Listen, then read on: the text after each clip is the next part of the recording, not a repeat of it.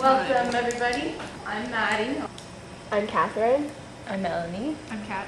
Emma. Tisha. Mirna. Awesome. So this is for my BioExpo project, which for those of you who don't know, it's a big competition, and so I researched Celiac Sprue, which is a genetic disorder. And I chose the teaching category because I interviewed my aunt Sabra for my paper, and she mentioned that she wished that more people could know about celiac and like what it's like to live with it and such, so that it can be more accommodated for and like understood by people. The purpose of this class is just to spread some general information about celiac so that the awareness can continue to be spread throughout the general public. So by the end of this lesson, you should probably be able to know what the symptoms are, know why they happen, and the inheritance and all the science behind it. But also, importantly, know what it's like to live, for people to live with celiac, and how society's adjusting to the knowledge that so many people have it nowadays. So, what are some things that you know so far? A digestive intolerance to gluten? Basically, yeah. Okay, and then what are some things that you think about? Hard to live with? More difficult, not necessarily hard, but... Anything else? There are not enough gluten-free options. And then what are some things that you want to know about celiac disease? How do people make up their diets for the loss of, say, carbohydrates that are very abundant in wheat and gluten products? It is an autoimmune disease, which basically means that the person's immune system has decided that celiac, the immune system thinks that this protein is harmful, and so when a person with celiac ingests gluten, the immune system sets up a defense against it. The main cause of all the symptoms of celiac is villus atrophy, which is the wearing of down of the villi in the small intestine. Now, everybody has villi in the small intestine, which are little finger-like projections, and they add surface area to the small intestine. So you notice how in this is a healthy person or a healthy small intestine, and you notice how there's all these wave folds and stuff, and they add lots of surface area so you can absorb all the nutrients that come from your food.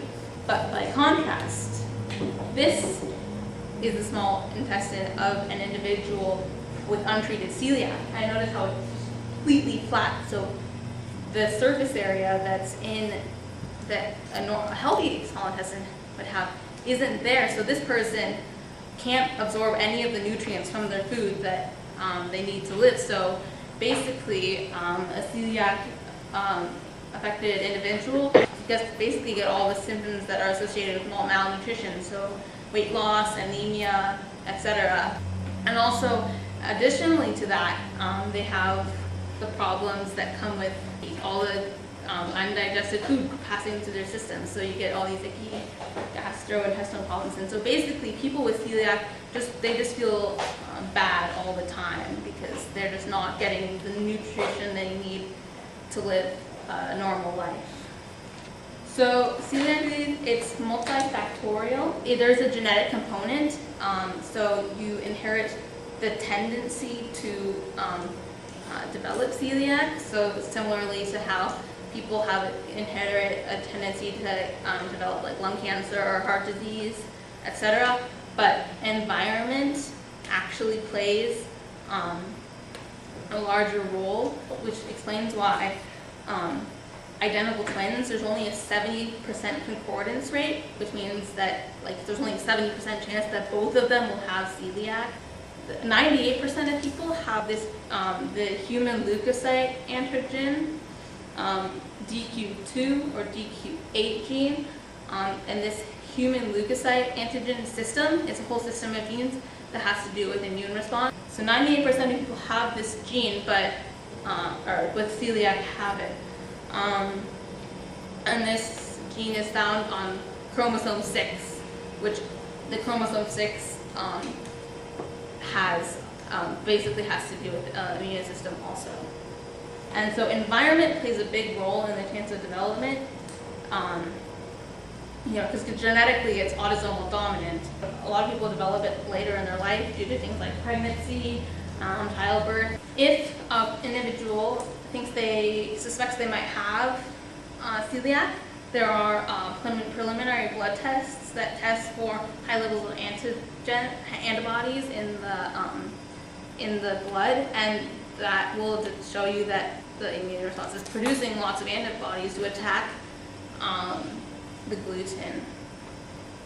And then if that tests positive, then an intestinal biopsy is performed to check for villus atrophy, which will basically confirm that the individual does have celiac.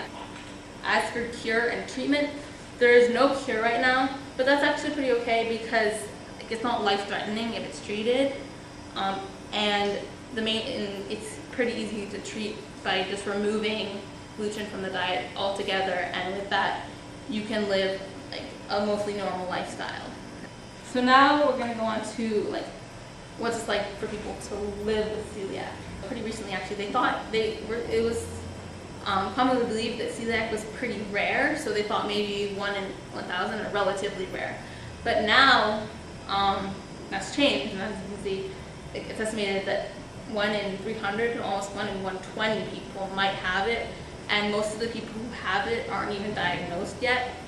It can be hard to live with celiac, but because of this growing awareness of how so many people have it, life is getting much easier. So I was talking to Sabra, and she was saying that back when she was diagnosed, which is about 15 or 20 years ago, nobody knew about celiac. But now with all this awareness, there are gluten-free foods, like aisles in the supermarket with gluten-free foods. But you also requires you just be really diligent all the time. So they have to, reading food labels and be careful when they're going to restaurants and stuff and supermarkets. So there's a bunch of food on here, and we're going to see if you can guess which ones are safe and which ones are not.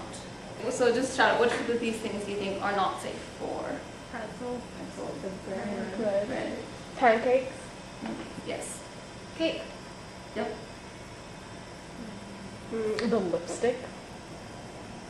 Really? Yeah. Wow. Yes. Lipstick a lot of times has wheat products. They use it to make it, and so same with the soap.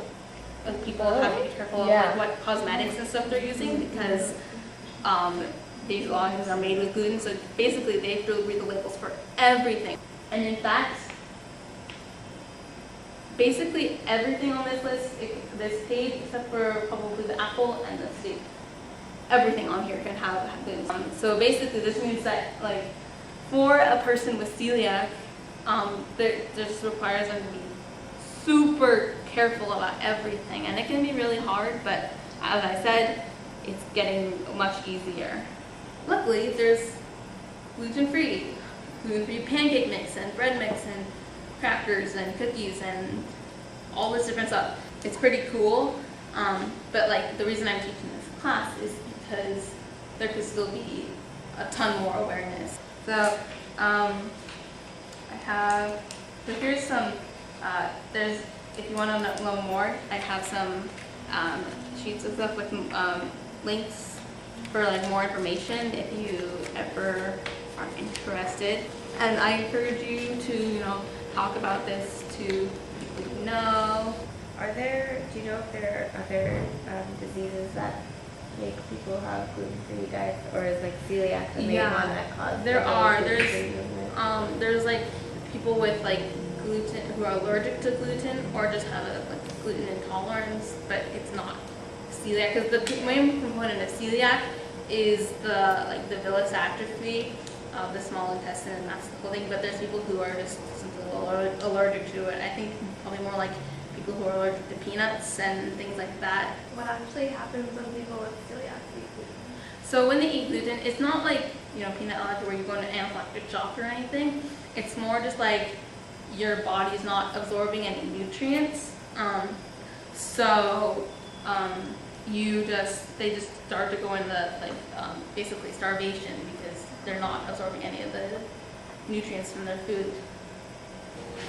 So you said they shrink, so the person is born with like the normal amounts of villi and stuff, their intestine is normal, and then when they develop celiac, they start to shrink. Yeah, and the thing about celiac is that this villus atrophy is actually reversible, and that's why it's so lucky that it's really lucky, because if you have celiac and you had the villus atrophy, once you detect it and you go on the gluten-free diet, your small intestine actually returns to normal, and then you can be healthy again. So it's more as a response to the gluten. So it's like, I'm not going to absorb this, so it goes back in. So once you take the gluten out of your diet, your immune system doesn't freak out anymore. I have a little evaluation of my lesson. So if you could please fill this out and return it back to me, that'd be great. Yep. So I have brought in some examples of gluten-free food. So I have some crackers and some pretzels and some cookies, and all of these are made with no gluten whatsoever. So they gluten-free cooking is a pretty growing field. So one of the references is the gluten-free chef, who comes up with a bunch of different recipes that don't have gluten in them for things like bread and cake and stuff. People experiment with different types of. So people are experimenting with different kinds of flours and other things that can be used as substitutes for wheat and barley and oat and rye flour. So if you guys want to help yourselves to these, I've gotten really used to it because I've just been around it for so long. And in my household, we use Pamela's baking mix a lot to make pancakes and waffles, which is gluten-free baking mix. And it's kind of cool, actually. Do you know if these gluten-free products could have less calories in them? Actually, that's the thing, because there's a big fad with gluten-free now, and people think it's the healthy option or whatever, and it's the diet, even for people who don't have celiac, they're just completely normal. But the thing is, they're not always the things. The gluten-free diet or whatever isn't always the healthiest, because for people without celiac, we need this kind of the carbs and stuff. Yeah, so a lot of the gluten-free diet is actually less healthy for people without celiac. So if you are a normal individual, it's better to stick with a normal diet. But yeah. Do people know that generally? I don't think because it's a big celebrity fad or whatever. A lot of them are pushing this whole gluten-free thing who aren't celiac.